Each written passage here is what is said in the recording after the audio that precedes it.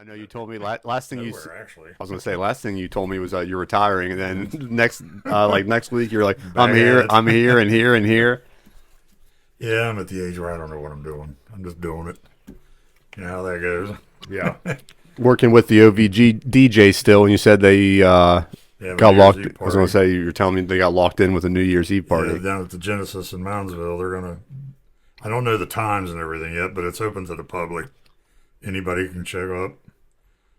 I turned on Lou to Daner to get that cell set up, and Gage will be playing at the Rose Garden this Wednesday coming up. That'll be tomorrow. Which I'll release will be this on tomorrow, Tuesday. Yeah, Even though today's Sunday, but it'll be tomorrow. yeah, yeah. Then Zane Run's doing their Christmas party at River City. Are you doing all those? Yeah. He's retired now. Look at his schedule. Yeah, on my retirement, I'm doing all. Genesis Event Center is a little more fitting place than the winery that they were originally. Yeah, They were playing set it. up the Moss Gardens or whatever. Yeah. Something, wherever they call that up there. Did you Got were a there? nice view up there, though. I can tell you that. It's beautiful up there, but I just don't think it was the place for WDJs. Yeah, I think it's a lot better at Genesis. yeah, it's a little more fitting. Now, if you know what I'm saying. speaking of, they can get that bass going. Yeah. When the first time when we saw him, when we had Louis the 13th, and we went down and they were at the waterfront, and McCormick and Yawn and all you guys had all this sound, and then when they started playing, the bass was literally vibrating the glasses off the shelf. We were knocking the concrete out of the brick. Because last time they played there, Dan came up to me and said, "Please don't do that again." I'm like, "All right." He said, "You're busting my windows." He said, "Turn it down." The good thing Like- was is if anybody had heart palpitations, if they walked Yeah. out of the building, they didn't even have to use their pacemaker. have you ever tried to run sound or have run sound for EDM style acts or? No, I mean we've got guys that come in there a little bit, and I just kind of make sure that nothing's redlining. And Yeah. we've done a couple. I think Loose Bean, he's part of the Oh yeah, DJ yeah. crowd. We're familiar with He- Loose Bean. I met him several years ago at Back Home Festival. He was my camping neighbor, and you kind of watch out for everybody. And Yeah. we sort of swapped information and stayed in touch. And then when he first started doing his thing, he had hit me up down there, and he hit me up about 3 or 4 times. And then finally, I was like, Steve, this is what we're doing this for. Let's give these guys a shot. Yeah. That's That's and awesome. did their thing, and it was pretty cool. That's It was- awesome. him and Keith the Red, they've got the thing where Luce plays some guitar and Keith raps and rhymes, and Okay. it's a really nice show. Is there a And then Space Pirates? Is that what they? no, was it's gonna say- it's Luce Bean and Keith the Red. Okay. Because I know he It's, was in like a trio or something. I saw it down in Silver. Yeah, at one he's point. got Space Pirates. He's got something else he just started up, Super Sub. Yeah. Mm-hmm. Yeah, So- just started that out. Man of many names. Tell you what, man, he's spreading out there. I mean, he's been playing Yeah. Scully's up in Columbus. He's been playing down at 123 Pleasant Street. He's been on some pit bills up in Pittsburgh. So Luce is out there getting it done, man. Yeah, we interviewed him here one night. And he's always doing lives too. He's always Yeah. putting new music out and always doing lives, like just letting people watch him create beats in his little studio. That's awesome to see. It was a good interview too. He started talking about like jumping trains and everything. Now, a theme that keeps getting brought up on this podcast is when we're talking to sound engineers about using digital as opposed to analog. Now, do you kind of stay towards like the classic analog system, or are you getting more and more into the iPad, all digital and wireless? Let me give you a quick rundown on how I broke into the sound world. Okay. I started doing this thing. Let's rewind a little bit. I got into this thing. My cousin plays with the Train Jumpers. I've done some Okay. booking, some things in the past. I was going to school with graphic design. They were playing out at the Silver Rail. I threw a quick thing together for their thing. I had to do a project for school, and I just did it, threw it together. And next thing I know, I'm in here working with Steve, and he helping him with booking and this, that, and the other. And the band shows up, and nobody on the band knows how to run sound. So I thought that up until this point that everybody in a music that touched their instruments knew how to do all of this. So Yeah. I call up Tim McCormick, which we all know Tim, and I say, "Hey Tim, I have no idea what I'm doing," and he just starts laughing at me and says, "Start pushing faders, man. You're a sound guy now." So It was that easy. the next week I have a band come in, and I'm not thinking of this. I'm thinking this is a one-off thing, and the Yeah. band shows up, and they literally have no idea how to run sound, and this is like a 5-piece band. And I'm like, here we go again. So quickly, first off, I will never consider myself a sound engineer. So it's been interesting. That part's been a ride, to say the least. I've learned a lot. Tim, Jan, Doug, these guys have all really, come around. Johnny Mac. I mean, all the sound guys in the area have. I think I have them all on speed dial. So, Is there a band that has come through the rail that your most like comfortable one, you're most familiar with, that you can get up and running, sound wise, sounds good? You know what you're getting into every time. if it's just a standard, typical band that I mean, the biggest thing that I can fight with is and I know it's sort of out of control, is if you can only there's no volume on a drummer. And especially, it goes back to the guys that come in and want to really crank an amp, and you're like, man, I can make you guys sound really good if you don't do that. 'Cause there's only so much you can give. Right. Mm-hmm. So, I mean, I think that's a standard fight that most people that have been in the sound game for years. Drummers either play soft or hard. And yeah, I mean, so I think that's the toughest part. I mean, other than that, I mean, it's not too bad. I mean, I think like it was the third or fourth time I actually had to run sound. I had the Tom Batchelor band come in there, and they just keep coming in the door with instruments, and I'm like, oh, I don't even know what I'm going to do with this. Like I was pulling my hair out, and of course those guys are consummate professionals. They're incredible, and Tom walked in and very easily just sort of walked me off my ledge and was like, we'll figure this out, man. So. Great guys, super tight band. Are you running like digital there? We are. We just changed over to digital sound, and okay. I've been fighting that, yelling at them guys, telling them to get off my lawn for about 4 weeks since we got it. So. Yeah. Doug here's a big proponent of the analog. He's sticking strong in the analog. Yeah, I'm an analog person. I'm an analog person. I don't like the digital. Yeah. I think analog sounds better too. I just do. It's got a clearer sound. Yeah. Digital's got that like you're holding your nose type thing, to me. My opinion. Earlier you mentioned Gage is playing at the Rose Garden. How was the return of Tim Olin? How's that show? It was awesome. Oh, yeah. There's a lot of hype behind that. Oh, yeah. I've tried to talk him into doing it again. He's like, well, I don't know. I said, you're coming out of retirement. I don't know. I said, look at all your people. They're all wanting you again. You need to get your ass back out on the road. Yeah. It was a cold evening, too. It wasn't like it was just the middle of summer. Yeah, I mean, he had a good turnout. I was going to say, Sounded good. This is the he time. Had a couple little flaws because he hadn't played for so long. Little stage rust. Nothing really, bad or anything. Just, I enjoyed it. Yeah. So we had a couple viewer submitted questions in.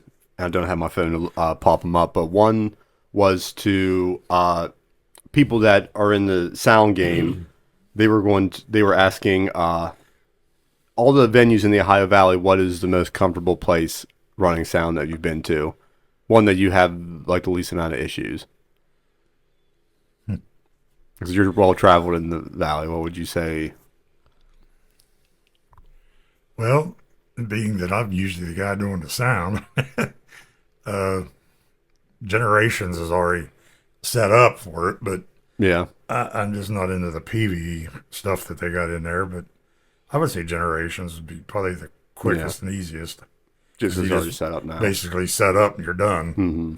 You don't have to do your sound and all that other stuff. But the best sound quality place, I don't know. I've never really been in a bad place. Yeah. They all that stage, good. They gave us a tap in that.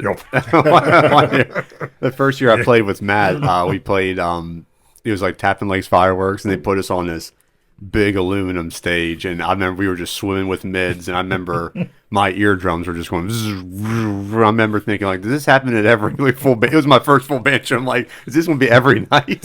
Or the Saddle Club up there when I brought in all those speakers that night. Yeah. I mean, this guy already had a stack of Yamahas, and I bring in another big stack of Yamahas. You talk about everybody's looking at it like Jesus, Well, there were some people in because I was mad. there's some people in the group that were complaining that Doug was bringing in too much production to like the smaller venue shows. So Doug had us drag out. It might have been like 16 subs just stacked onto a whole wall of sound. Whenever the owner came in, it's like, what's going to happen? Have you met Beef? Yeah. So First I don't time. do anything else. Going back to the sound thing, that's something we've worked on a lot down at the Silver Rail. You know, again, you just heard the whole journey of how I am not a sound guy, don't know what it is, but you know, we've done a lot down there with that. I mean, we've added in monitors. We just went to the digital mixer. We've got subs now. You know, when I first started hanging around down there, we had 2 mains and an old Behringer board. And, you know, we've added in all the cabling for the most part. So it's pretty much turnkey and go. You know, we spent probably 2 weeks walking around in there with as funny as this will sound, I walked around in there with a bucket and a wooden spoon and clapping and seeing where sound went from. yeah. I can't tell you how much money we spent on foam. If you go down there and look around the place, it's foam treated and acoustically treated all over the place, and you know it made a big difference. Especially you know anybody that's worked sound at all. And again, I'm all new to this, so you know, but the sound stage is the number one thing you're usually fighting. So Yeah. we had to quiet that down, pat it down. Pool tables in there kind of get You distracting sometimes. Yeah, you can if you especially if you're trying to record, they're way louder than you think. But you know that's part of it. I mean, it's a pool hall with a music problem. You know, That cracking It's, when they're breaking. Yeah. yeah, those guys. It's the billiards. You know, sort of run that place and keep it going. You know. So for some of our viewers that don't know, tell us a little bit about the Silver Rail, where it's at, what do you guys have, what's going on there?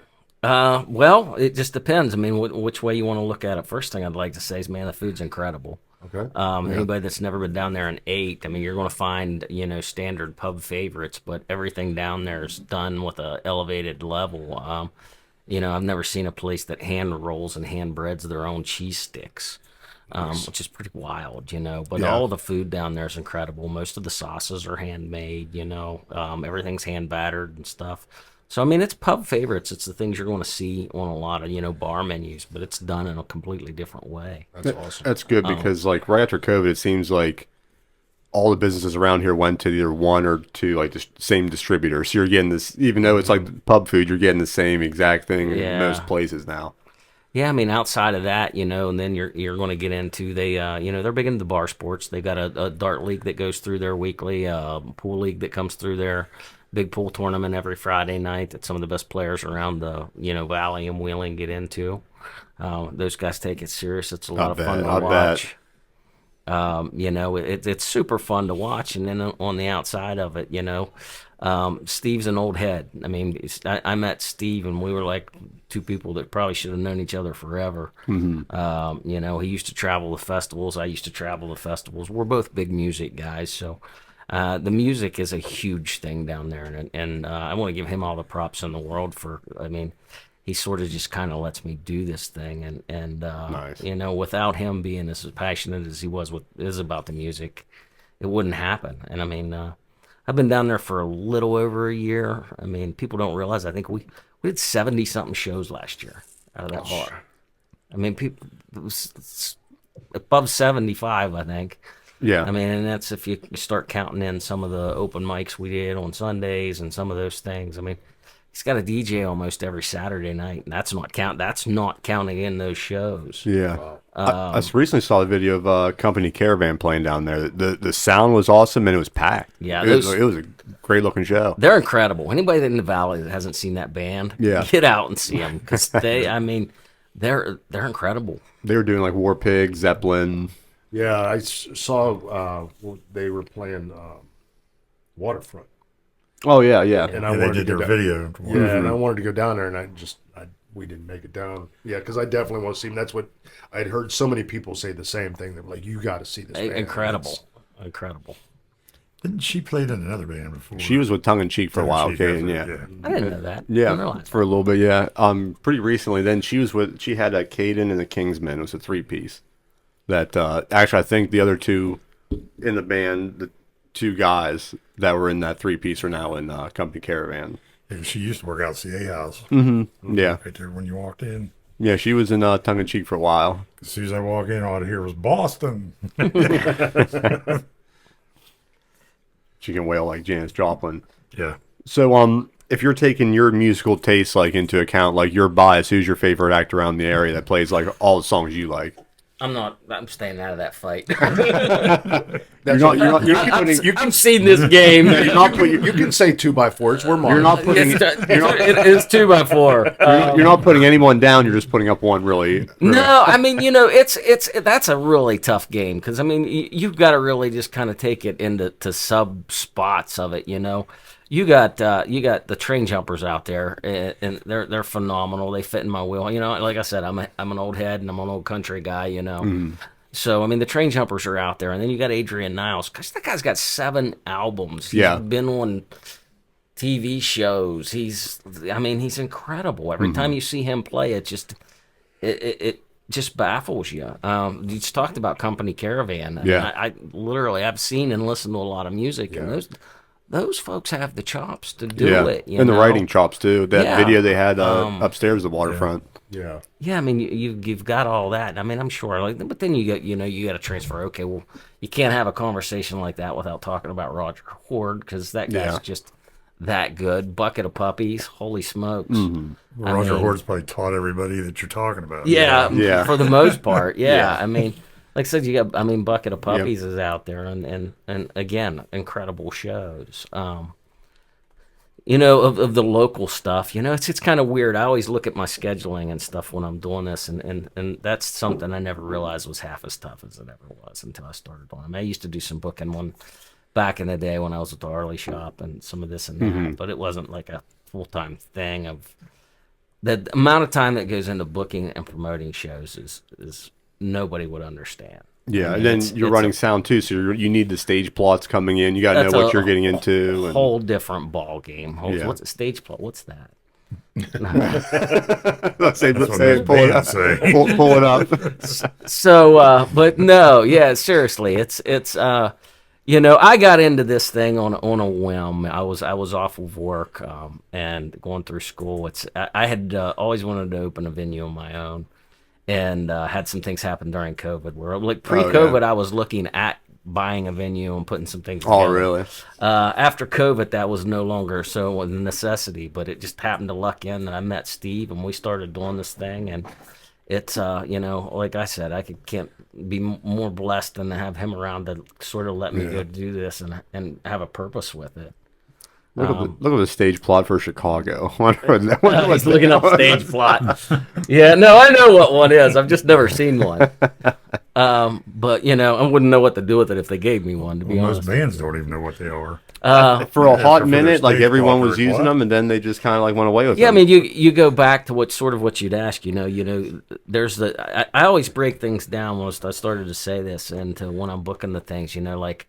I want to give local guys a shot on the stage, and that's what we're there for. Yeah. And then I bring a lot of, I call it like sub-region and a lot of regional acts through too. I mean, just in the last year, I've had a jam band from Canada. I've had a girl on stage that used to have a residency at the CBGBs. Man. Wow. She played the Mountain Stage. The same girl played Delfest. I mean, that's Meg and Jean's secret family. They're absolutely incredible. They've actually played twice and come through. Smilo and the Ghost. I had Tyler Smilo. That guy's incredible. I mean, those guys are amazing. I mean, some of the reasons. And then you just get into Pittsburgh. I mean, we've had a lot of bands down from Pittsburgh. Noah Jordan. Shout out Noah. She just released an album. And it's incredible. Give it a listen. Okay. She's coming in great. here soon. Oh yeah, I'm super excited about coming. Granted that this will probably have aired, I think, by the time, but we got the Train Jumpers and Adrian Niles like bookending Thanksgiving right now. Okay. So, I mean, you can't get a better 1-2 punch for coming around Thanksgiving. But outside of that, December 6th, I have Jace Turley coming in. Where's he from? Gwinnett, Kentucky. Oh, okay. And I probably said that wrong. Apologize to him. But Jace is incredible. If you pull him up, he's looking at. I mean, he's played everywhere. He toured a little bit with Morgan Wade when she was first starting out. He's been on all of those stages. He puts on the Sandy Valley Shakedown or whatever it is down there. And I mean, I think the one video he's got on YouTube's got like 375,000 views. Jeez. That's what it takes. I mean, it's nuts. Like, the difference of like back in the day going after like a record deal and stuff. You just need like one to hit, one to go viral on YouTube. And going off to that, anybody listening to this right now and then listening to this podcast, I look at it all the time, and I mean, I shared some stuff today, but go follow your local musicians on Spotify. Oh yeah, every one of them. I look at some of the folks for the local numbers. Go follow these people. These guys are out trying to get gigs other places, and as much as we all hate it, those things count anymore. Yeah. Go follow your local musicians. Put them on your monthly listen list. It's huge for those guys. Yeah, it is. And just like a like or a share on something sets the algorithm up to maybe send it off to 50 more people just by simple, just click. That takes and I think right now, last time I looked, I think Spotify is the one that has the big push. Like that's kind of where people go and look first. How many monthly listeners? For a while it was TikTok. Yeah, how many monthly listeners do you have? I mean, and I guess they're looking at that because it's a commitment. You've put them in there, you listen to them. Yeah. But I mean, most of these bands I'd want to listen to anyway. I mean, you open my Spotify up, it's probably 70% bands from the region or the area. Yeah. And Spotify does a really good job of like figuring out your area too, and then just throwing your stuff in the middle of like somebody's playlist. Even like this podcast, I remember Gage texted me one day and said they were listening to a song, and then right at the end of the song, it was just a clip of our podcast just from a random episode talking. He thought like his app messed up and just started playing an episode. It was just like a advertisement, a 30-second clip they put in between songs. So like it will help you like locally if you're liking it. You're liking local people, and it just sends it more and more off to the algorithm up in the in the interweb. Yeah, I can't express that enough. If you want to help your local artists, go follow what they're doing. Yeah. Today's podcast is brought to you by Rich Investments Group. Attention investors, looking for a secure way to grow your wealth? Rich Investments Group, based right here in St. Clairsville, Ohio, is offering an incredible opportunity. Their private lenders earn returns up to 3 times higher than a typical CD. And the best part, your investment is backed by the property's mortgage. That means real, tangible security. Rich Investments Group prioritizes transparency, communication, and delivering industry-leading ROI. It's time to put your money to work for you. Don't miss out on this chance to grow your wealth securely with Rich Investments Group. And visit their website, richinvestmentsgroup.com, today to learn more. And if you actually go back to episode 20, you can kind of meet Jordan and Eric, the creators of the company, and see all like the services they offer and their business model and plan. They also offer free seminars if you want to get into real estate yourself. It's just an incredible company to look into. That's Rich Investments Group. Yeah, you're getting into a bunch of my shenanigans there now. I did say I started off as a graphic designer. Actually, I started off as a photographer. Oh, yeah. That's where this all sort of started. And then the graphic design thing came, and I was bored during COVID and was losing money and decided to, why not try school for the first time ever? I was really bad at it the first time. It can't get any worse, right? So you're originally from down Cameron, West Virginia, right? I grew up in Cameron, West Virginia. Okay. You didn't have to tell everybody that. No, Nothing wrong with Cameron. I love it out there. It's a great town out there. But that's my old stomping grounds where I grew up. I spent a little bit of time in Columbus after that. And then they built a new high school and everything, didn't Yeah, yeah. We played that, Cameron. It was like a baseball fundraiser for 2 years in a row, and that's like a event for the whole place. Like the whole town gets down for that thing. We Yeah. the first year we took Beef's tour bus down, and I was watching his fuel gauge like go around the turns and up the hills. It would just drop, and like you could watch the meter go down and down and down. Yeah, I tell you what, it's a great community out there, especially if you get anything around sports and Yeah. things of that nature. I mean, that's those Like, those kids are football and supported. wrestling. Yeah, yeah. They beat Valley last night 62 to nothing or something. They're I think definitely it was all corn 41 fed. nothing. I think it was 41-0 at halftime, and it's just like full of breaks, man. You said you guys met through wrestling. Did you wrestle? Yeah. Did you? Okay. Down in Cameron. Yeah, my brother's actually the wrestling coach in Cameron. Oh, okay, nice. So they're looking at having a good season this year. It'll be a fun Nice. year for them. That was the Wheeling Wrestling? Yeah, you- sometimes back in the day. Geez, Doug, I can't remember all that. God almighty. You know, I remember the first time you come up, you brought a four-wheeler up, and we all rode four-wheelers the whole it would have day. been that old blaster probably.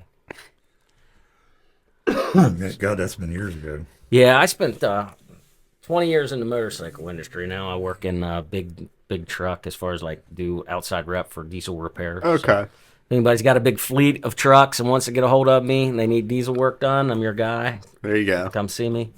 Were you at Valley? You said. I was at Valley when Valley, I was with Valley. the Harley Davidson shop, yeah. I played a show at Mansfield. Now, would that be Valley or would that be Neaton Guards? Mansfield, Ohio? Mansfield? Yeah. No, that's Penitentiary Harley or something. Yeah, So right. probably, yeah. Well, my drummer had a I can't remember what kind of Harley it was, but he bought it. It was like he bought it maybe like 6 months prior to this. We go to the Harley dealership to do a concert in their parking lot, and he sees the same Harley for like a couple grand cheaper, and he's starting to fit because he said, "I was told that Harley can't have bikes under a certain price," and the owner of the place said, "No, that's actually we can have bikes under a certain price. We can't just advertise them." And he found out that like he could have got it cheaper by going to these events that he had no idea. I remember he was flipping out trying to set up his drums. I can't remember what kind of Harley you have. I have a I have an '06 Street Bob. Street Bob. I had for one of those. At least through the winter, and then it's getting the for sale sign in the spring. Oh, yeah. So yeah, after going through treatment and everything else, I can't. I lost range of motion in my neck, No. so I'm not safe on it, Yeah. and it breaks my heart because that was my retirement divorce present to myself. Well, So it really, and even will a boat fit in? Did you work a boat out? no, you know why? Because God love my parents have a beautiful pontoon boat, and it's just for the first couple of years we helped and we docked it at Seneca, and then like just life happens, and just you're like, oh yeah, we go out on the boat or what? No, we didn't. I think we went out like Yeah. I think Yeah. we went out with my parents a couple times, but I think for like Amy and I, or even Jake and Kay, and I think the four of us went like one time maybe. It's one of those things where you're like, at least the motorcycle, you like, you get home from work, ask the wife and say, you want to go for a ride? Yeah, and then we'd take off and take go off, grab yeah. some dinner someplace and then come back or whatever. But I always wanted to get the Fat Boy Fireman's Edition. Always wanted to get one of them. Not to ride it, just put it in my Just to have basement. it. Sit there and look at it. That sounds like something you do. I was gonna say all the other toys you haven't. I was gonna take the money when I sell my Harley to get a convertible, and my wife was like, that's not gonna scratch your itch. I'm like, I know. It might.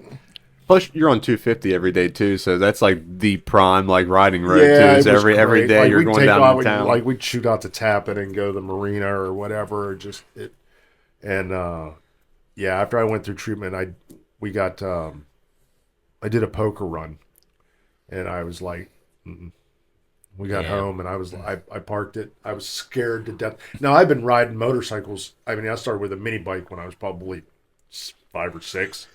I've been riding my entire life, and that was the first time when I was scared. Like Yeah. we got home, And I never admitted this to Amy, so she can find this out after she listens. But yeah, I got home and I was scared. I was like, no, I'm not doing that anymore. Yeah. I can't. Because So even just normally, you got to have your head on a swivel anyway. Oh yeah. And then if you can't swivel your head, then you're just a sitting duck. So I was like, I'm not doing it anymore. So for two riders from the valley, what would you guys say would be like your pristine route, like the one road that you would ride above all else around here? Around As far as like here, scenery, how Just locally? yeah, we'll go from like Cameron to Belmont. We'll go around like I don't know, man. Route 250 out of Tappan, bro. that's what Yeah, everybody tells yeah. me. Tells It's not a me. bad route. Yeah, I mean, there's it's some nice ones around here. I mean, the problem with them was the oil and gas stuff messed a lot of the roads up. Yeah. They were supposed to fix a lot of them, and they messed a lot of them up. But Yeah. I always liked, I mean, as far as if you want to stay on like a long looping thing, 78's kind of cool, and it'll take you down into the triple nickel.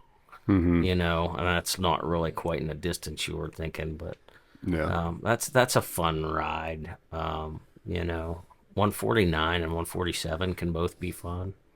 It just depends on what you want to get into. Top part of 250 is nice though. The bottom part not so much. No, you're exactly yeah. Yeah, you're right. The best one I ever did, and it wasn't even so much as it was like it was just, I did Rolling Thunder.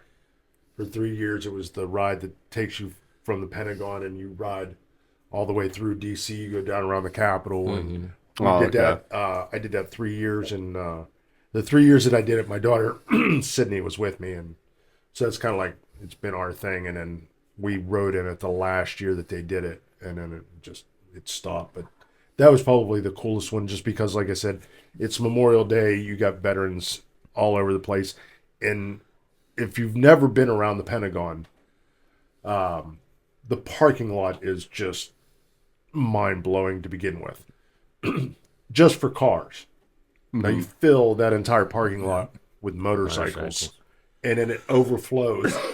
There's that many motorcycles in that lot around the Pentagon, and it like I said, you're not really riding that whole thing, but it's cool because you're all there for the same thing and the same cause. And then as you're riding it, everybody is lining the streets around the square that goes from like the Lincoln Memorial all the way down around the Capitol. Both sides are just packed. Like it's just, and everybody's just, it's really cool. It was the best I thing. never ever rode Harleys, but remember Blackwater 100? Oh yeah, I went that down was there nuts. a bunch of times. That was Blackwater nuts. 100. Blackwater 100. Yeah, Down Davis, deadliest West race Virginia. on earth, Yeah, there was and it people was killed. nuts. West Virginia? Yeah, You look that it's up? down by Blackwater Falls. What was it called? It's Blackwater 100. Okay, Blackwater 100. But Was yeah, it kind of like the Power Line Park type situation? Pretty much, yeah. on Okay. on steroids? On steroids. They closed it down because they were killing some bug. Yeah, something or okay. another. Stupid. It was the EPA. The EPA, I think, is the one that ended up getting it shut down. If I Yeah, remember right. crossing 99 or where it was. I don't know how many people got killed. Really? Yeah, you look up the pictures for it. It's wild. I mean, it's Blackwater 100. it's stuff they would never let go on today. Yeah. Not even close. I I mean, mean, if you're not allowed, if you weren't allowed to have cores at Jamboree the last years, I don't think we're going to be allowed to. yeah. I mean, going back to the riding thing, I think probably the funnest road I ever rode was what they call it the back of the dragon. It's not the tail of the dragon; it's the back of the dragon. And there's several times on that thing where you're looking This at your would have been tail light. probably 20 years ago, 15 years ago. Yeah, that's remember the that's year. a sight and tribute to it. Yeah, I mean, there was four-wheelers. They had one day of four-wheelers, and there was one day of motorcycles. Yeah, that was wild. You drove through a lot of terrain. I mean, a lot of terrain. Yeah. Power lines to you name it. There was one famous year at Power Line. I remember a husband took a brand new, like, his wife's brand new Jeep Cherokee, or it was his. He bought for her, brought it out to Power Line Park, and just spray painted like, my wife cheated on me. Do whatever you want to this thing. Oh, jeez. People destroyed it. If you look in one of those pictures, Cliffy Ward's in it, in the four-wheeler magazine. Yeah. Cliffy's pulling a bike up out of the water or something. I got the Man, magazine. those at guys, home. We all used to go down there. Oh God, there used to be what 20 of us in a place, and we all stay there. Was it all like a weekend thing? Yeah. You are temporarily blocked. Uh, But yeah, no, it was wild. And it was probably Now, if we're talking biker rallies, I'm just going to completely state that I've never been to any of them, and I'm going to leave that conversation alone. the biggest bike week down in Daytona. Is the biggest, yeah, I was going to say that's the. Sturgis is probably the biggest. I mean, Sturgis is the biggest. Biketoberfest in Daytona's fun. You want to go have a crazy time. Of course, they shut it down too. The Easy Rider Rodeo in Chillicothe was the wildest place. Easy Rider Rodeo. When I say the wildest place on the planet, we won't talk about it. You know where Davis, West Virginia is, right? I think so. I probably can't run for office just because I said I went. It's like camping out Valley View. Just like claiming something like that. No, just stick with you know, it. I used to laugh. People would talk about Jamboree in the Hills because I used to go down to the rodeo. And, you know, Jamboree's a great time, and it got wild and fun out there. But literally, it looked like Disney World compared to the Easy Rider Rodeo. Really. Off air, I'll tell you some stories. Chillicothe is full I of. can tell you off air about stories out Jambo too. Well, yeah. Yeah. It must have been pretty good because it had its own pinball machine. Yeah, I forgot about that. Dudes had this pinball machine. Oh, there was just rows and rows of people. They'd help you get through the creeks and up the hills. And The one picture up here was 1988, and it showed it was a three-wheeler. Yeah, oh, yeah. it's probably Shane. Usually, I'll see those these things like this festivals like this where they have just like almost like a complete like 90-degree incline and they're just trying to get to the Yeah. top with all kinds of different. Well, the hill climbs used to be huge. One of the the big pro events used to be right up the road here. Really? Above Lake Steubenville. I can't remember what the name of that place was, but Steubenville, Weirton area. It was huge. We used to have several pro events for the, you know, outdoor motocross stuff. You know, you used to have Steel City. You had what's the one out in Columbus? They just opened it back up. Honda Hills. Honda Hills. But yeah, I mean, several of them. These guys were nuts. This is just simple and insane. Good old stuff. 80s. Now, Yeah, I mean, it's now after you do something like this, what is the maintenance like on your machine? Like when you take it home? it's the first thing you got to do is clean it because I was going to say like if you let the mud dry on it, it sucks the grease out of everything. okay, I And couldn't just imagine. you know, outside of that, it's just making sure everything's taken care of and you know, Clean. What was that dried. crossing it was out. Everybody went to. I can't think of the name of it. Oh, I couldn't. I mean, I remember Like something crossing like you had the 99. Michigan hole and all that stuff. If you was just down there four wheeling, but I don't remember because we always went the week before or a week after Blackwater usually because everybody went down mud bogging, and then you know, there's some pretty wild videos. One of my best friends, Kyle, was out Valley View, and he got on to 40, and the truck just like that said, "Hey, you guys want to ride to the main gate?" He got on. He said as soon as he got on, it was him and like 9 other people. A guy hit his accelerator, spun the wheels, he flew off and landed right on his collarbone and broke it. Oh, jeez. Yeah, he's like, I never remember tried. when everybody would go down to Sevens for, you know, Memorial Day weekend and stuff, and I showed up out there one time.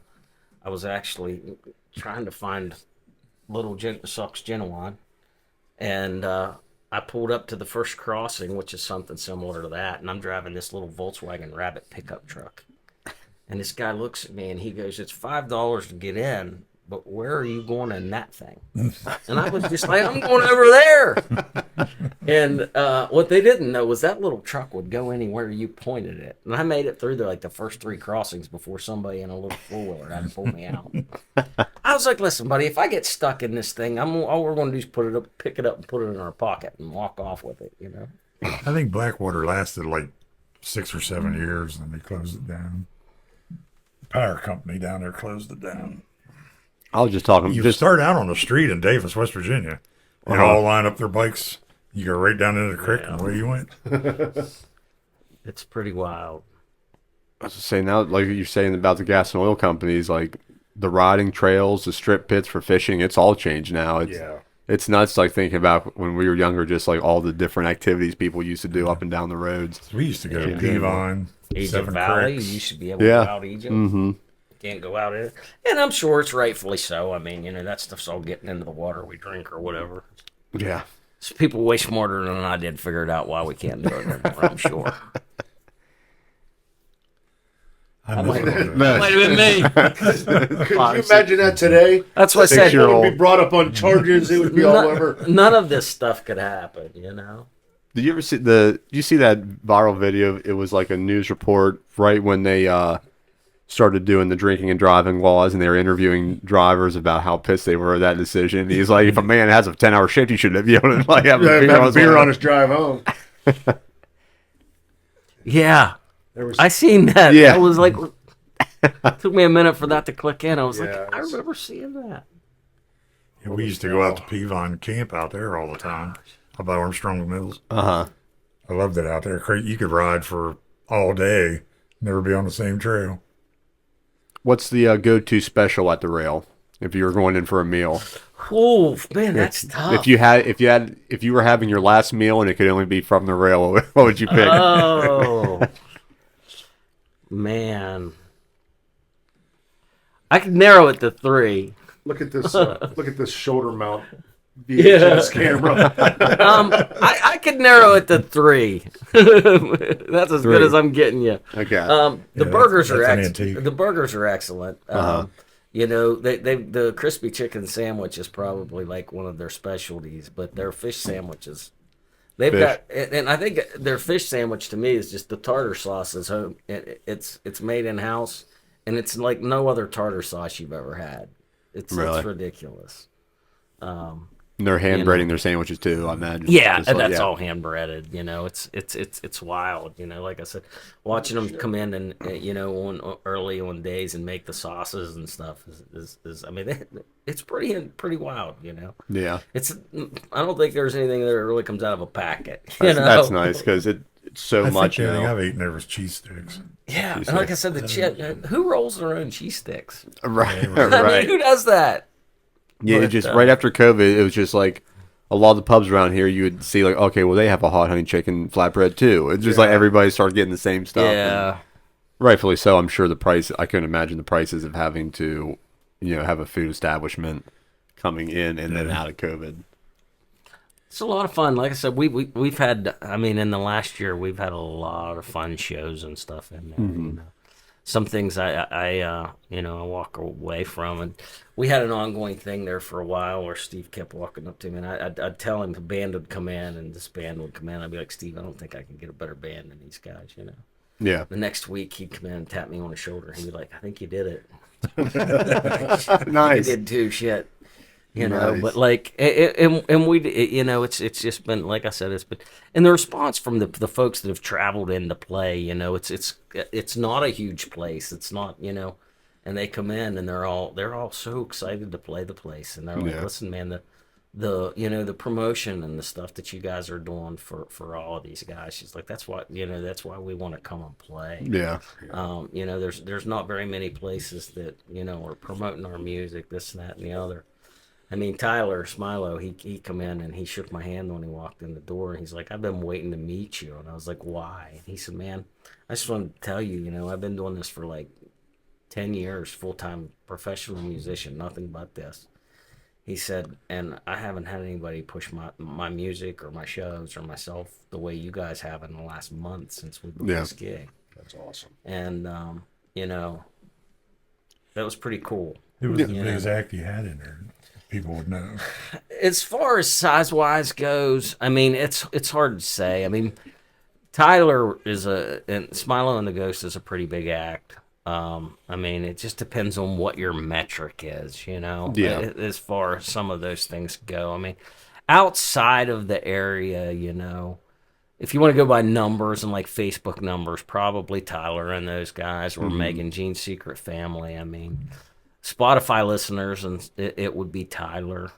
Jace is coming in though. I mean, he's up there. Just booked a show with some guys that came in a couple, like right when I first started, and they've been climbing on a lot of those things, and we actually just booked them. I got February 7th. We'll be doing a like Bob Marley tribute night with the guys. Oh, nice. With the that's guys cool. from MSJR. This is Okay. they're a reggae band on the other side of Pittsburgh, and I mean they've played with like Afro Man and Nice. some other things. They've been doing some pretty big shows and some things lately. I mean, heck, going back on to just thinking the reggae stuff, you know, I had Land of Panda there a couple weeks ago, Uh-huh. probably about a month ago now. Those guys were touring with Badfish. Groovy Roots, they just played there 2 weeks ago. They left from our place and had to go to Florida. I saw the ad for that. They were on a Florida tour. They used our show to kick it, or the show at the rail to kick it off. That's awesome. Yeah. You know, there's a lot of there's regional bands that they just love the place. I mean, they come in and they have a great time. You know. They probably see the competition that are surrounding the billiards too, and Yeah, I mean, they come in and they have a fun place. I mean, I've outkicked my coverage on a few acts. Like I had one that was almost booked. I'm not going to say any names because I didn't book it, but and the guy was looking for a place to play, and the reason we wasn't able to put the gig together was because they didn't realize we were close to Pittsburgh as we were, and there was a radius clause in it. And when I sent the message, it was just like, whatever, this is never going to happen. The next thing I Yeah. know, the guy's messaging me back. He's like, heck yeah, let's do this, man. I want to play a dive bar. I haven't played one in so long. And Yeah. this, that, and the other. I was like, we can't fit your crew. You know, like, I'm like, what? But they were all in, and we were super close to putting that thing together. And I mean, we've had some super fun shows like that. Like I said, bless Steve Mitchell. You know, that guy. He sort of just shakes his head and says, "What are you doing now?" You know, he's a big part too. I think we were talking a little bit earlier. You know, New Year's Eve, we've got the guys from Splash Panel. They're going to Yeah, come and do yeah, a Doug. show, and then DT's going to do the DJing for the rest of the night. So we'll obviously have, you know, the toast at midnight and some fun things coming around with that coming up. Going with the theme of giving local bands a shot, is there somebody that's listening to this that has an act? If they wanted to play there, what would be the best way to not only approach you, but kind of like give themselves a good chance of getting booked? Do you like look for press kits? Do you like seeing videos? Or I'll be honest with you. I listen to music. I mean, I tell people all the time, you know, I get a lot. We get beat up sometimes because, and it's in some ways we try to stay true to original bands down there. okay, yeah, And not that we don't want cover bands or people to come in and do covers at all. That's never the way that it is. But we like to give the shot to a lot of times we want to give people that are playing original music a place to play because a lot of places won't. yeah, There's a lot of places that will not let you come in and play an original music. They want to come in and hear somebody else's songs. And let me tell you something. That's a sword that we fell on at times because, I mean, until the crowd finds you that is looking for that, Yeah. it's tough. yeah. You know, so as far as that goes, and again, we're never not against anybody. I mean, anybody local can come and play in there. We want local bands. That's how this whole thing is. This is for them. The only reason we started bringing any of the regional stuff through, period, was because, you know, originally it was we wanted people to come in and, you know, network. Yeah, You know, we wanted to be able to bring bands in from, you know, I started this thing telling myself, I'm going to bring some bands from Columbus. I want to bring some bands from Akron. I want to bring some bands in from Pittsburgh.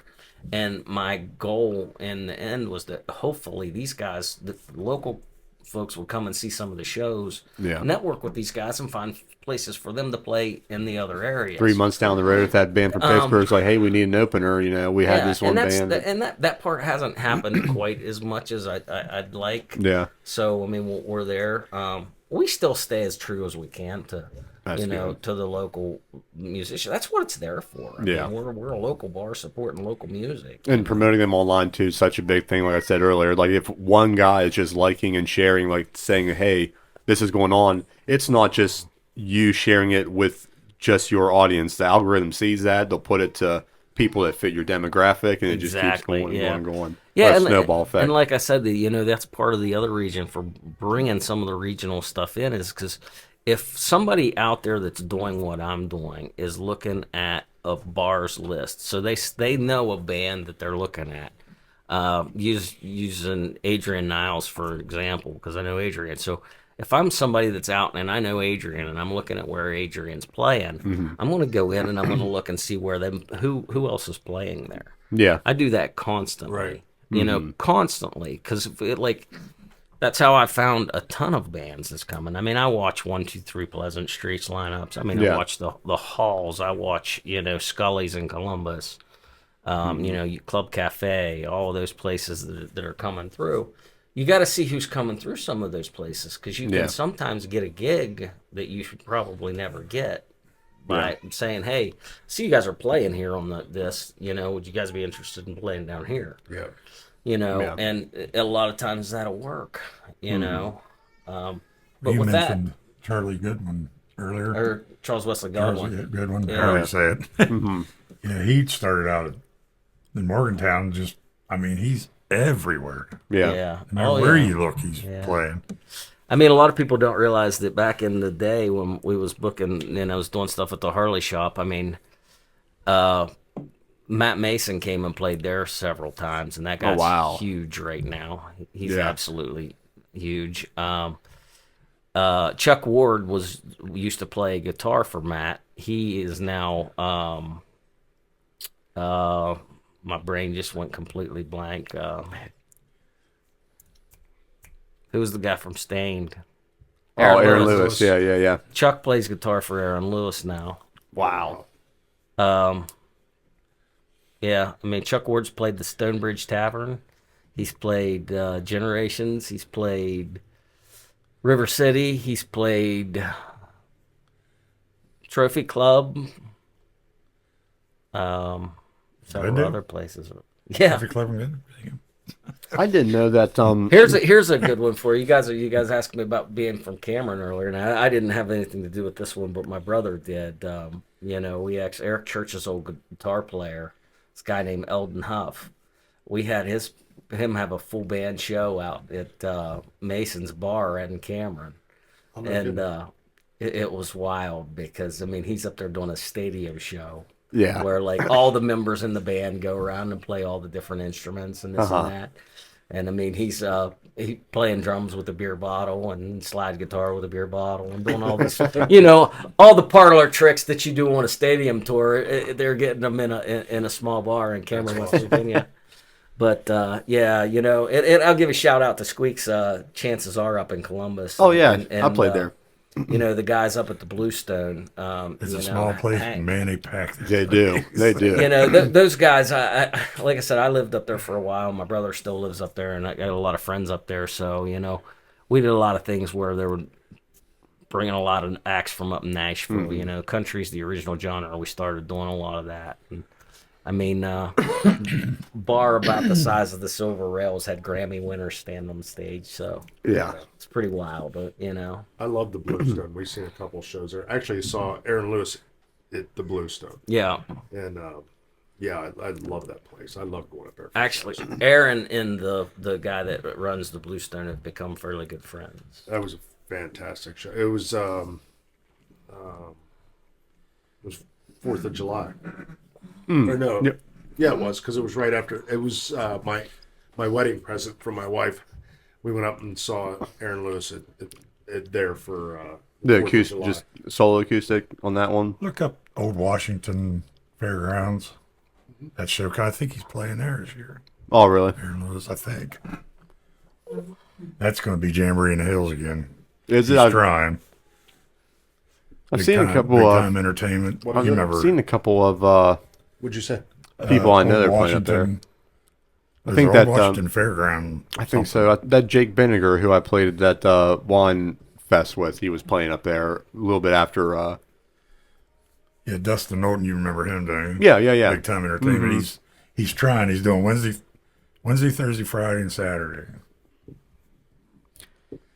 Yeah, Dustin drove us down to Nashville one time because we had a show, and then he didn't tell us that we were riding in a hearse.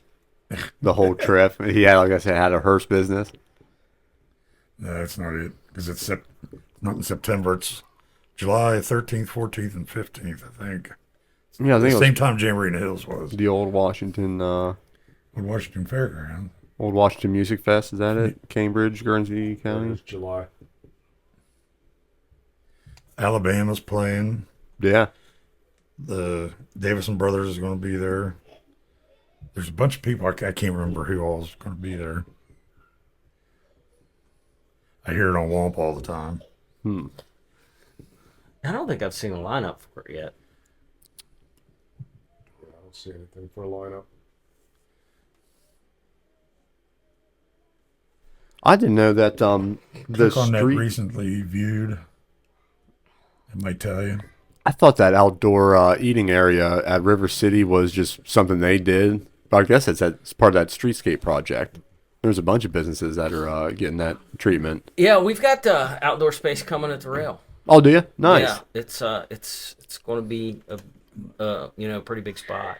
Nice. You know, the one thing that the rail, a lot of people will drive by and think it's packed. You almost have to park at up around the car wash as long as you don't block things. They usually don't give us too many trouble. Yeah, here Parking it is. is Sammy things. Kershaw, Aaron Tippin, Colin Ray, David Lee Murphy, Alabama, Thousand Horses, Bellamy Brothers.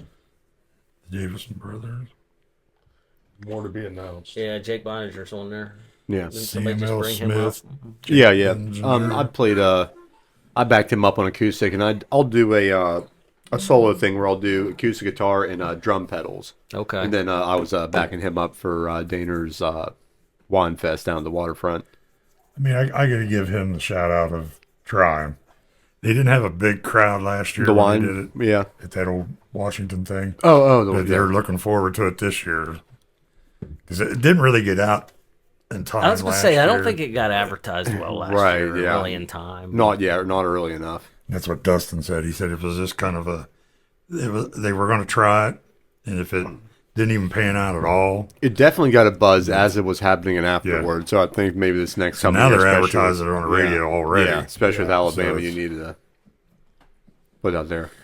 Yeah, back to the seating thing though. There's some outdoor seating things coming Nice. at the rail. It's going to be a pretty nice spot Nice. up and behind. So Steve's excited about that. So You ever think to do an outdoor stage show out there? I don't know what you're talking about. Is there a lot of room back there? I'll just I've leave never- it out. Yeah, it's actually it's going to be it's going to be a super nice space. Yeah. It's once it comes together and things are there. It's going to be nice. Nice. It's going to be a lot of fun. All right, What he guys. does with it's up to him. I'm just there for the ride. Yeah. Hook everything up. But yeah, there's some Time to get nice hold of me, space. Tim. We'll set the. There's We'll set it some up. nice space coming. So Nice. That's awesome. Nice. Well, you guys want to wrap this one up? I can hear my daughters getting louder and louder as bedtime approaches. Jason, thank you very much for coming in. man. To do this yeah, we again. appreciate Great to it. have you. Check out Silver Rail on Facebook. Probably the best place to check your schedule out. Yeah, You would say, yeah. like I said, right now coming up, as of this, the next 4 shows would be the Train Jumpers, Adrian Niles. Then we've got Jace Turley coming, and then a couple weeks after that, we have Sarah Hayes Band coming. That's a heavy hitter after heavy hitter too, and Yeah. plus, like So- after concert season too, you guys are still sticking with a Oh nice yeah, schedule. yeah. We're Nice. we're every Friday there's something pretty hot going on usually on that stage. So Then DJs throughout the regular band schedule. yeah, and you'd ask about the people that want to play. I mean, anybody hit us up. You Yeah. know, hit the Facebook page up. You know, we bounce that schedule around a lot. It's tough getting everybody that wants to play in. You know, with where it's at. But you know, don't ever be afraid to reach out. We're always looking for people to play. You know, it's we're not. You know, like I said, that's why the stage is there. Yeah. It's for people to come in and local people to come in and play, and Yeah. you And know that's it's- what we want. It's great that your approach is that too, because there could be a band with all the talent in the world, just doesn't have somebody with the computer skills to make a press kit, so they Yeah. might just be passed up Yeah. anywhere else. And No, I mean we've had a ton of bands on there. I Nice. mean it's You know, what can I had? We've had a band on there that didn't even have a Facebook page, and you know, again, that's tough because nobody knows who they are. But Right. Yeah. they were Maybe incredible. they got that itch to make one after performing. They were incredible. They were flat out incredible. Some of the best musicians you can ask for. But yeah, you know, we're open to any and all Nice. things. I mean, it's a space where everybody's there to feel comfortable. That's the bad thing about around here. People want to know who you are first. Yeah. Yeah. That's a tough thing with Yeah, some of it's the hard regional to- shows that have come through. You know, I always tell people, you know, the local folks we know, and I mean, everybody knows how good those guys are. There's some guys around here that are absolutely amazing. But I always tell them, if you see a show on my schedule and you don't recognize the name, come. Yeah. They're not there for a reason. They're Yeah. know they're there because we knew they were good and they've been vetted by a few folks and it's going to be a good show. I mean, I you know, encourage everybody to come to all the shows, but you Yeah. know, for sure. Well, the worst thing about we've said this a few times is the COVID. Everybody wants to come out from 6 o'clock to 9 o'clock and go home. Right. Yeah, Nobody wants to come out to the old hours. yeah. They got Which used to we've the 6 to 9. we flirted back and forth with what the time slot is, and that's still, you know, we still have discussions about that. Yeah. We had discussions about that the other day. Listen, I'm not gonna lie. As a musician, if we can wrap up and we're out of there by 11, I'm not mad at it. Yeah. no, me you know, neither. Yeah. I mean, and that. you know, Amen. we've kicked around a couple of different things. I mean, obviously, in the end, that's Steve's decision. But yeah, I mean, if there's one Generation that started makes doing more later sense. nights. Did they? Oh, Starting at 10. speaking of late nights, late night food. Kitchen is open Fridays and Saturdays till midnight. There you So, go. If anybody's looking for a spot to come smash some grub, I do know that Yeah, that Steve Mitchell's keeps, ain't in keeps the, Moundsville no more. Steve keeps the kitchen open till midnight. So And we definitely got to get a gig there because Oh, we yeah. always want someplace Oh, to yeah. eat when we're done. Yeah. So yeah, yeah, it's sometimes it's later than later than midnight, but we say midnight because that's the that's awesome. Yeah. you know if there will be somebody there till midnight on Fridays and Saturdays. Okay, Nice. excellent. All right. Jason, Beef, as always. Yeah, Thanks thank for you coming again, in. Silver Rail Bar and Grill. Check them out. Absolutely. Schedule. Thanks for tuning in.